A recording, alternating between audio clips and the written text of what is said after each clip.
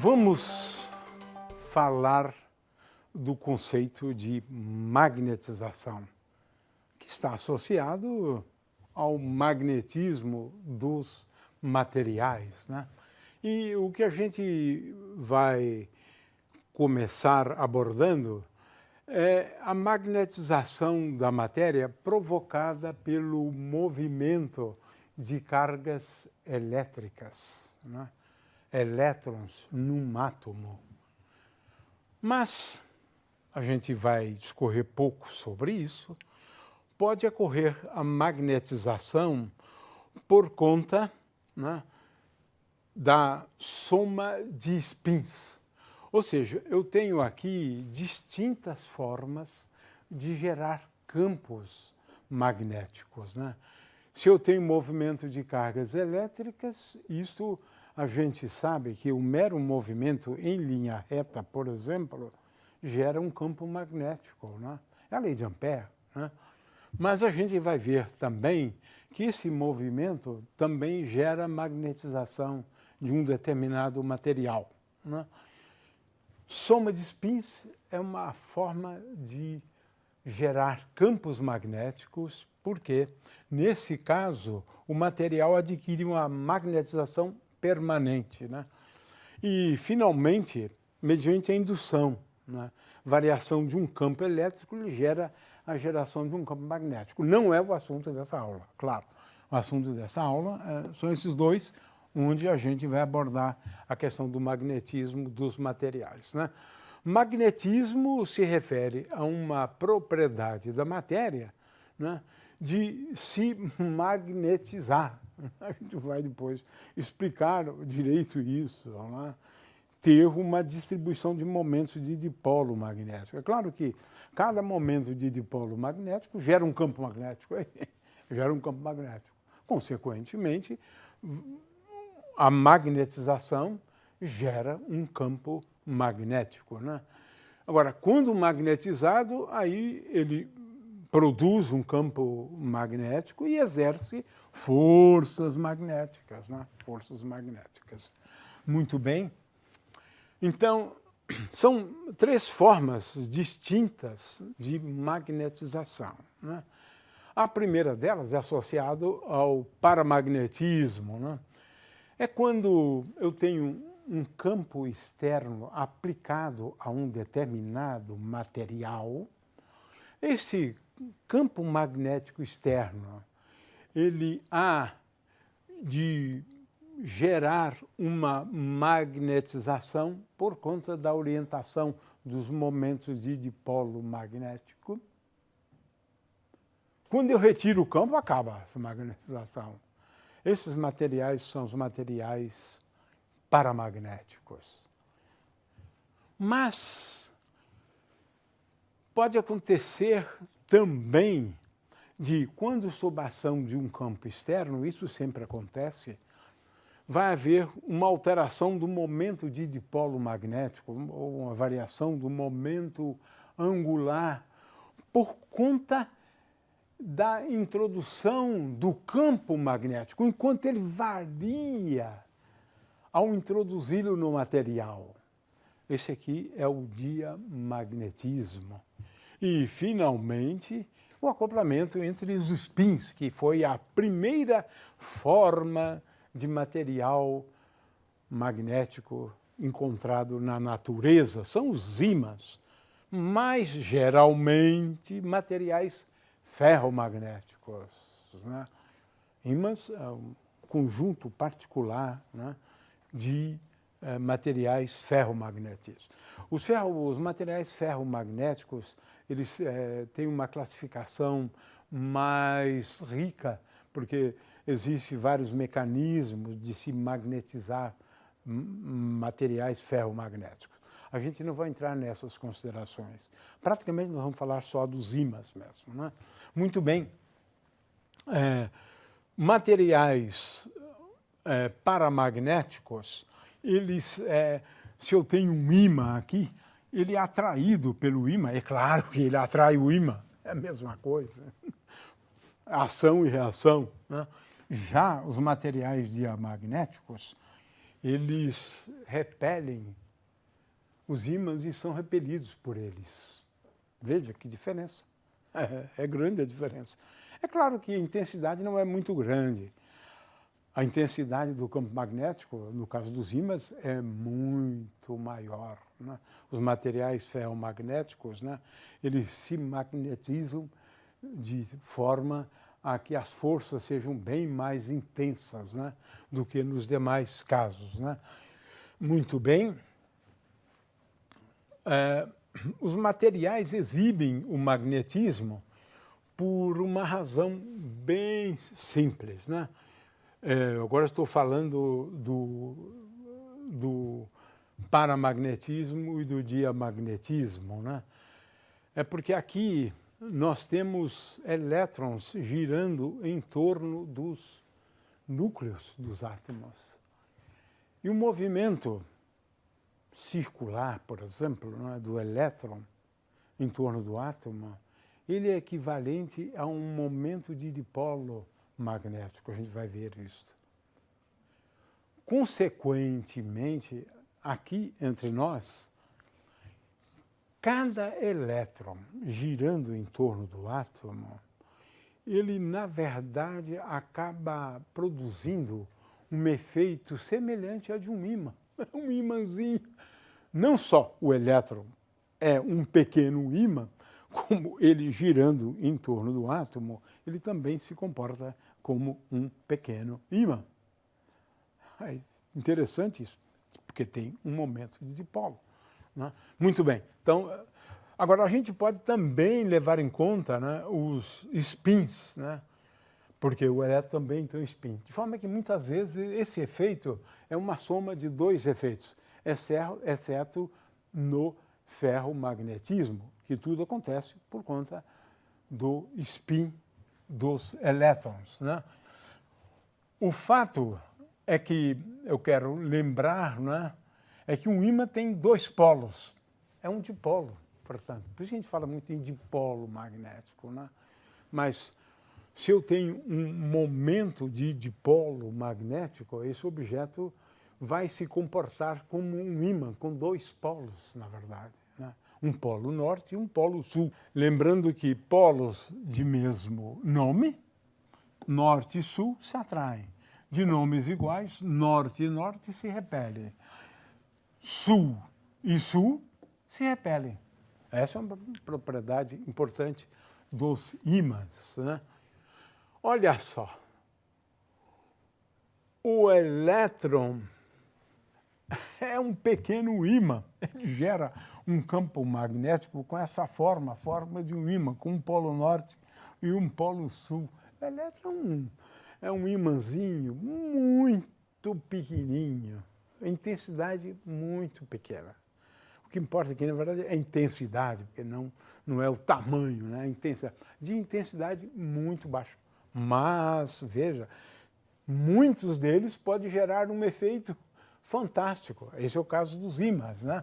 O fato é que a gente vai falar daqui a pouco desse conceito de momento de dipolo magnético, mas um ímã tendo spin, aliás, toda partícula dotada de spin, ela tem um momento de dipolo magnético, né? Aliás, diga-se de passagem, que até mesmo o nêutron, apesar de não ter carga elétrica, ele tem um momento de dipolo magnético, né?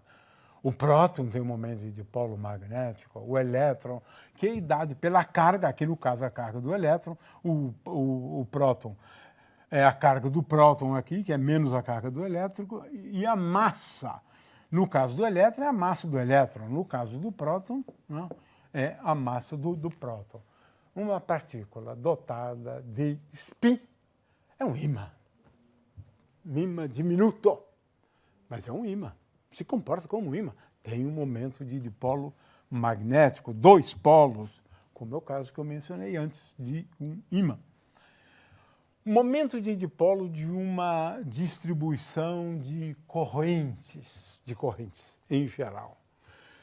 Poderia mostrar isto numa expansão multipolar para o potencial vetor, e a gente conclui que o momento de dipolo de uma distribuição de correntes, né, se estas correntes se localizam, por exemplo, se a corrente considera aqui um ponto R, linha, né, do espaço, e eu tenho numa determinada região, eu tenho J, de forma que o valor de J depende de R'. A integral sobre o volume, esse volume todo aqui, né, a integral de volume de R' vetor J de R' dV, essa integral de volume, define essa grandeza física que é o momento de dipolo magnético de uma distribuição de correntes. Olha, essa distribuição de correntes pode ser uma corrente numa espira, por exemplo. Uma corrente I na espira, né? Numa espira. E a gente vai ver que o momento de dipolo em módulo é igual a I, a corrente vezes a área da espira, né? Então, veja, tem aqui um problema de calcular momento de dipolo de uma distribuição de densidades de correntes, ou de uma densidade de corrente, né? Claro que se eu tenho um fio, a coisa é mais simples. O momento de dipolo é igual a I sobre 2, né? É a integral de R' vetor dl.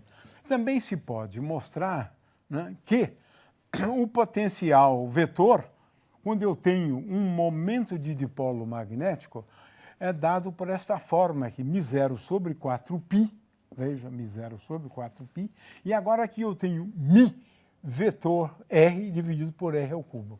Olha só a semelhança com o momento de dipolo elétrico, o potencial produzido por um momento de dipolo elétrico. Nós já estudamos isso. A situação aqui é análoga àquela. Então, um momento de dipolo magnético que é importante quando eu estou considerando em pontos muito longe de uma distribuição de correntes, né, ou de densidades de correntes, né, em pontos muito longe, o potencial vetor é dado por essa expressão, onde μ é dado por essa expressão aqui acima, né? O fato é que, se eu conheço as correntes, né, eu posso determinar o potencial vetor. Fica como exercício, né, mostrar, né, que se eu tenho aqui, isso é um exercício que a gente está propondo para vocês, né, calcular o momento de dipolo magnético de uma espira percorrida por uma corrente I, e ela tem uma área A. Olha só, μ é igual a I vezes A, vezes K. K é um versor perpendicular, na verdade isso aqui é K, um versor perpendicular, né, a essa superfície, né, que, na verdade, é uma superfície tal que o caminho percorrido pela corrente delimita essa superfície. Então, aqui está uma expressão que eu vou utilizar logo em seguida, né, para o potencial vetor, né? Ora, dado o potencial vetor sob aquela forma, o campo B se calcula assim, como μ0 sobre 4π rotacional do que está aqui dentro. E feitas as contas, a gente chega a uma expressão que não é muito complicada, mas eu tenho aqui 1 sobre R à quinta, R, μ escalar R, menos R2, μ. Isso, então, me dá uma expressão para o campo B, para as linhas de campo. E aqui eu represento, né, as linhas de campo, de um campo magnético, né, percorridos, veja, é do tipo dipolo. Olha só a analogia com o caso de duas cargas elétricas, né? Aqui eu tenho uma corrente I, por exemplo, e agora aqui eu tenho as linhas de campo do campo magnético, Campo magnético de um dipolo magnético, Muito bem. átomos, claro, exibem um momento de dipolo magnético, às vezes não, mas tendem a exibir. O fato é que cada elétron, na verdade, contribui para um momento de dipolo total de um átomo, porque o átomo tem vários elétrons. Cada elétron, por outro lado, tem um momento de dipolo magnético. Eles podem se cancelar. Por exemplo, se eu tenho uma camada inteira preenchida, tenho elétron com spin para cima, elétron com spin para baixo, e eventualmente o momento de dipolo pode cancelar. Agora, se eu tenho, por exemplo, um elétron numa camada, não há como cancelar o momento de dipolo desse elétron da última camada. Mas cada elétronzinho em movimento, ele gera um ímã, ele se comporta como um ímã, produz um campo magnético como um ímã. Um elétron girando, e pode ser até mesmo numa órbita circular, que em geral é o que a gente faz, uma órbita circular. Muito bem, então, é uma continha simples. Como é que é a ideia da corrente? A corrente é igual à carga do elétron vezes a frequência. A corrente é Q por unidade de tempo. Mas esse 1 sobre T aqui é a frequência. Olha aqui. F igual a 1 sobre T. Então, que eu posso também expressar como 1 V sobre 2 vezes π vezes R. Mi é igual a I vezes A área é igual a π vezes R ao quadrado, considerando o caso... Aqui eu tenho um elétron girando em torno de um núcleo. Isso, na verdade, é o equivalente a uma espirazinha. O elétron girando, ele é uma espirazinha. A frequência é muito grande, na verdade. Então, é uma pequena espira. E o Mi agora é dado por essa expressão, que eu posso, na verdade, escrever desse jeito. É fantástico agora. Esse é o resultado. Veja, vamos lá. Um elétron, aqui, órbita circular, girando em torno do núcleo. Pelo fato de girar, isso aqui corresponde a uma correntezinha elétrica. Faz com que o efeito do movimento do elétron é de gerar um momento de dipolo magnético. É como se ele gerasse um ímã, esse movimento. É um análogo, é claro, porque ele produz um momento de dipolo magnético que é dado pela carga em geral, pode ser positiva, negativa. No caso do elétron, não, é negativa. Mas veja, a carga dividido por 2m vezes o momento angular da partícula. Isso é bem interessante, uma expressão bastante geral. E aqui eu procuro demonstrar isso, dei uma olhadinha. Está feito na apostila, mas também aqui na apresentação no PowerPoint. Demonstra-se isso. Ou seja, um elétron girando em torno do núcleo, um elétron só, estou falando de um. Esse momento de dipolo é igual a carga do elétron dividido por 2m, m é a massa do elétron, vezes o momento angular do elétron. É isso, tão simples quanto isso. Cada elétron. Agora, posso também levar em conta o efeito do spin. Agora, o que eu devo fazer? É somar os dois. De forma que eu posso escrever L mais 2S e aqui Q sobre 2M. Não é L mais S, infelizmente, que seria mais fácil.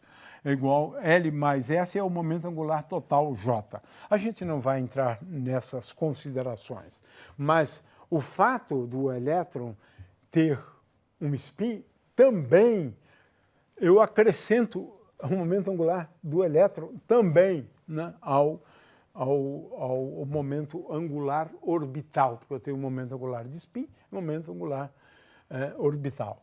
L é o momento angular orbital.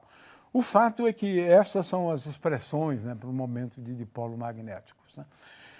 Na física atômica e molecular, a gente usa o magneton de Bohr como a unidade de momento de dipolo magnético, e ele é dado por 9 vezes 10 a menos 24 amperes vezes metro quadrado, que é uma outra unidade de momento de dipolo, mas agora no Sistema Internacional de Medidas.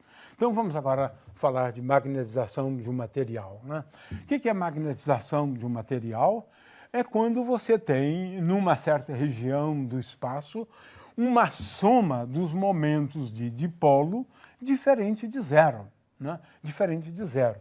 Aqui eu tenho uma soma de momentos de dipolo mas absolutamente aleatórios. A soma ali é zero. Esse material não está magnetizado, não. Né? O spin de cada elétron aponta numa direção, a soma, né, dos momentos de dipolo dos vários elétrons leva a uma magnetização, né, igual a zero. Já esse caso, olha só, ele já está um pouco mais orientado. Isso aqui seria a perfeição, orientados todos no mesmo sentido, né? Veja só, isso sim é uma magnetização, na verdade, completa, total, né? Total. Mas o material é magnetizado nessas circunstâncias e, claro, nesta também, nesta não. Aqui, a soma dos momentos de dipolo numa pequena região é igual a zero. Agora a gente introduz o conceito de magnetização. O que é a magnetização? Magnetização é uma distribuição de momentos de dipolo magnético, de tal maneira que, se eu considerar um pequeno elemento de volume desse material, dV, então, nesse elemento de volume, ele tem um momento de dipolo magnético dμ, onde dμ é igual à magnetização, naquele ponto, claro, magnetização nesse ponto aqui, né? A magnetização nesse ponto, vezes o volume. Vezes o volume. Então, a magnetização total é essa integral.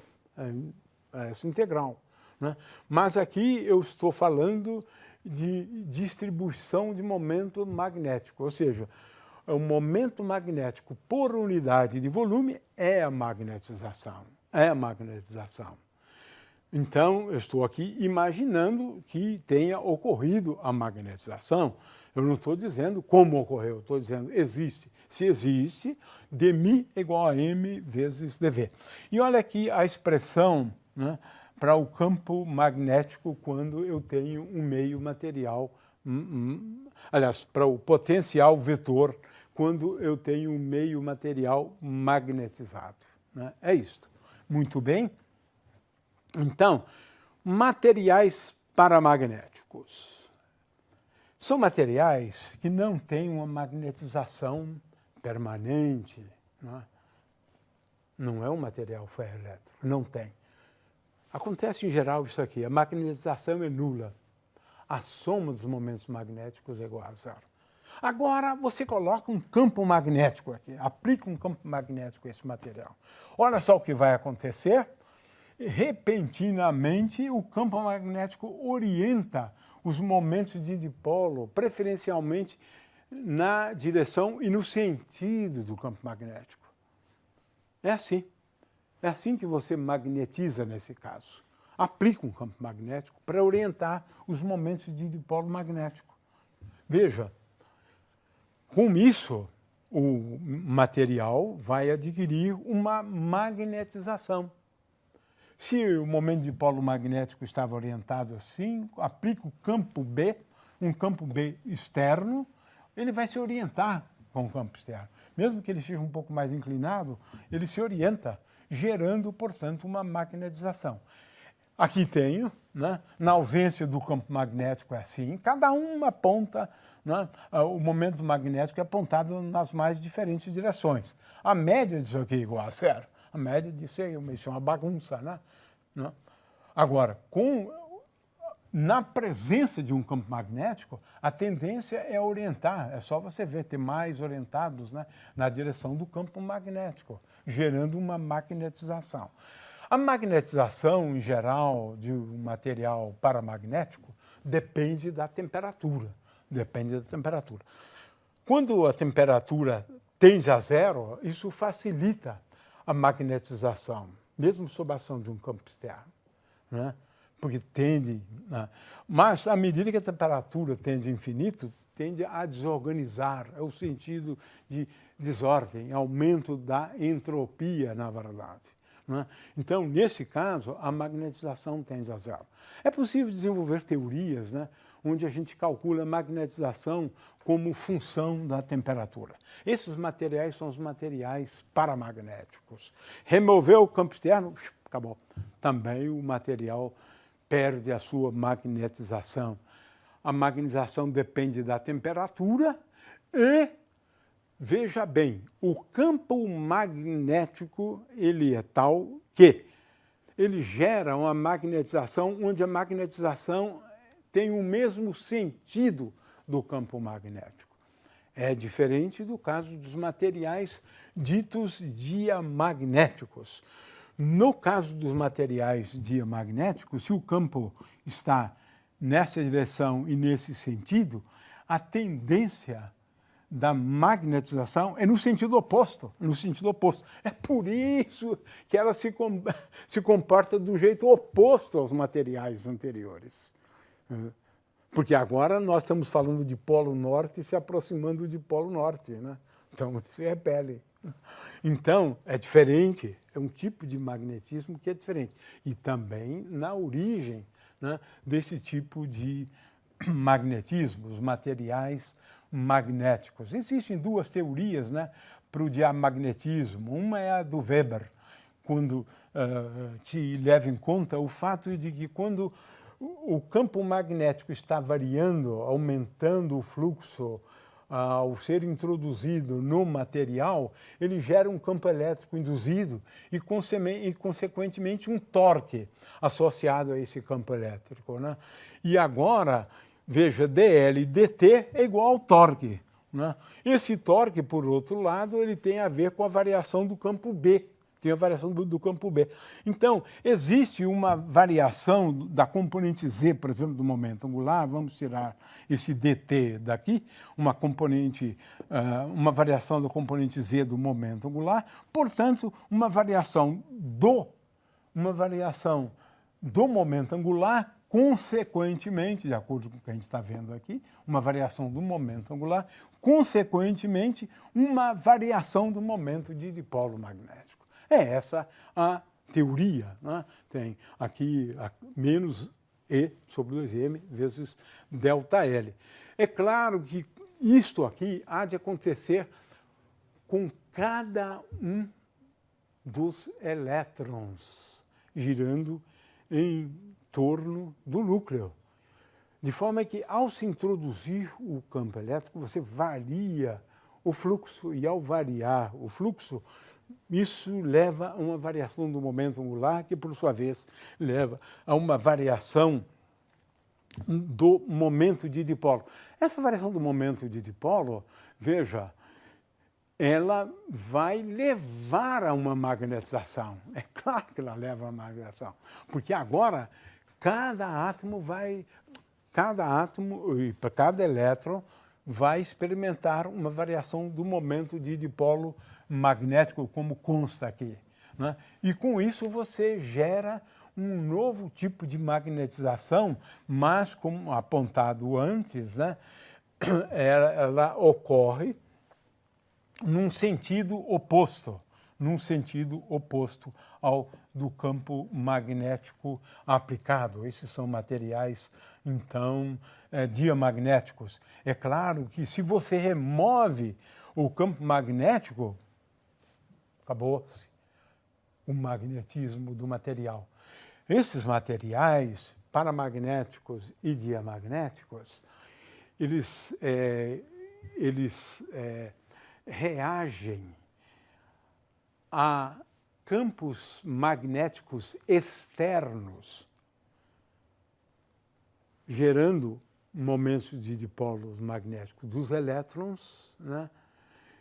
Ou variando o momento de dipolo dos elétrons, né? Veja, são dois mecanismos distintos. Muitas vezes, um se superpõe ao outro, né?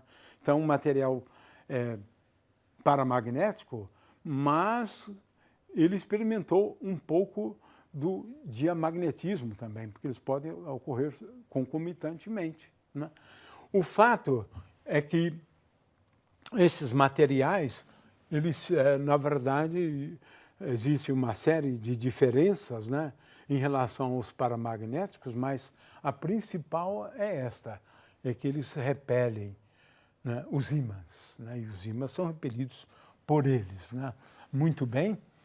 Finalmente, o ferromagnetismo. Agora não, agora estamos falando de um assunto difícil, agora é coisa difícil, né? Por que cargas d'água, um elétron que tem um momento de dipolo, por conta do spin dele, né? Porque os elétrons conseguem fazer isso. Isso é um milagre da natureza, difícil de explicar, porque a tendência é deles se repelirem. Então, a tendência seria, na verdade, ter um com spin para cima e outro com spin para baixo, spin para cima e outro spin para baixo, né? Para cima e para baixo, né? Porque agora, veja, polo norte com polo sul se atraem. Aqui, não, aqui haveria repulsão, né? Então, que tipo de força é essa? Só a mecânica quântica para explicar isso. Aliás, Feynman chama a atenção para o fato de que magnetismo é um fenômeno puramente quântico. O ferromagnetismo é puramente quântico, na realidade, puramente quântico. Que tipo de força leva a fazer isto, alinhar ímãs, norte com norte, norte com norte, norte com norte, sul com sul? Isso é muito difícil. Você não consegue. Na prática, não. Se fosse depender da física clássica, nunca haveria ferromagnetismo, porque essa é uma impossibilidade concreta. Alinhamento de spins. Mas olha só, os ímãs descobertos cerca de 600 anos antes de Cristo é a primeira manifestação dos spins. Claro, os ímãs, todos, decorrem do alinhamento dos spins. Todos os materiais magnéticos, ferromagnéticos, especialmente os spins, né? Existe uma temperatura, conhecida como temperatura de Curie, onde se eu tenho um material que exibe uma magnetização, um material ferromagnético agora, existe uma temperatura acima da qual a magnetização é igual a zero, né? Essa temperatura é conhecida como temperatura de Curie. Isso, existem teorias, né, para abordar esse tema, até relativamente bem sucedidas, né?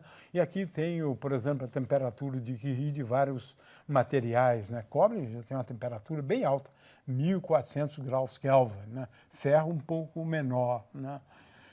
O fato é que depende do material e as temperaturas variam realmente bastante.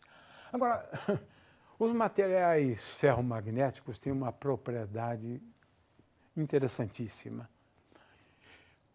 Não existe a orientação perfeita em todo o material. Não é todo ele orientado assim, não. Você tem domínios, regiões onde a magnetização aponta nesse sentido e nessa direção, na outra nesse sentido e nessa direção, nesse sentido e nessa direção. Essas regiões são conhecidas como domínios. Olha só, neste domínio, os spins estão orientados assim, neste aqui. Essa é uma descoberta realmente belíssima e fantástica, né? É claro que entre cada região existe o que são denominados de paredes de domínios, né?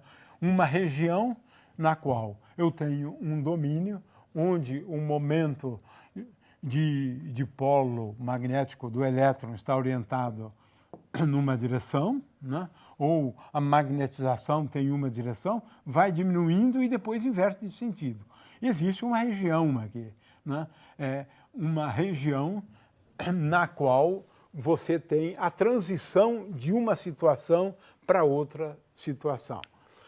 Esse fenômeno é muito interessante porque ele corresponde ao primeiro fenômeno de quebra espontânea de simetria. Realmente, em algum momento, o campo magnético exibe uma orientação numa determinada direção, né? Escolheu uma direção. É uma quebra espontânea de simetria, que é um mecanismo utilizado também nas interações fundamentais. Por isso que a teoria do eletromagnetismo é bem interessante. A outra coisa curiosa é que existe uma curva de esterese. Até agora eu não falei de um campo magnético externo.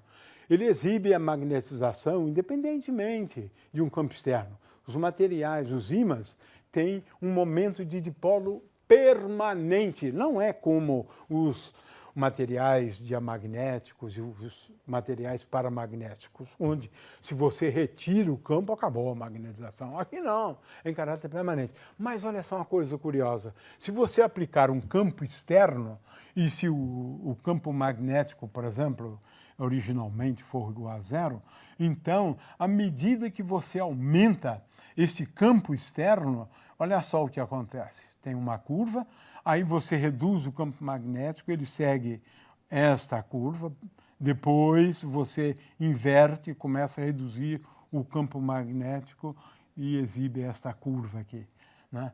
Essa curva é conhecida como curva de esterese. Os materiais ferromagnéticos exibem essa curva de esterese. Claro que ela acontece, né, mediante a aplicação de um campo magnético externo. O campo magnético externo ajuda a magnetizar, é claro. Os spins também, né, eles ficam sujeitos à ação de um campo magnético externo e procuram se orientar. Porque é um momento de dipolo magnético, né, de acordo com o campo magnético externo, né?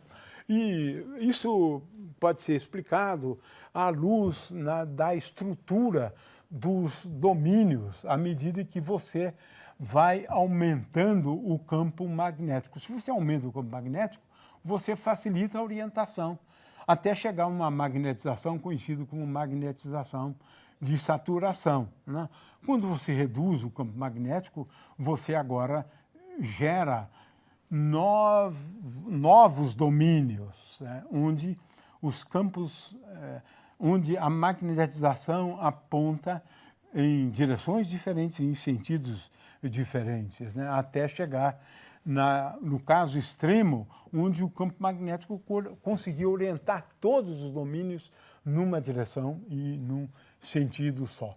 Claro que os materiais magnéticos muitas vezes são classificados como materiais moles, né, como este aqui. Veja a diferença das curvas, né, de esterese, né, mais estreita, e os materiais duros, mais largos, né? E você tem também materiais intermediários, né, utilizados para armazenamento magnéticos. Então, as propriedades dos materiais ferromagnéticos são muito úteis hoje, né, e exibem realmente propriedades muito interessantes. Quero dizer que a teoria do ferromagnetismo é muito complicada, muito complicada. Teoria quântica, né, onde a gente precisa conhecer detalhes sobre funções de ondas, né? Então, isso claramente é para um curso bem superior. A ideia aqui é apresentar um pouco da fenomenologia do magnetismo dos materiais.